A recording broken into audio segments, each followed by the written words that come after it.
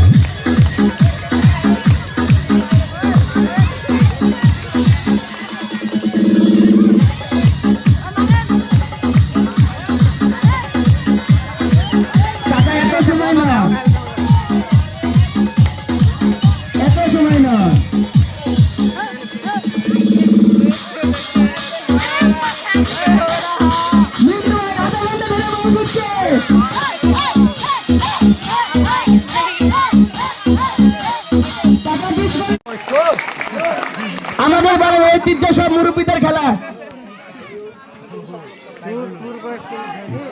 ওদের সামনে থেকে সব লোক হেঁটে যাবে।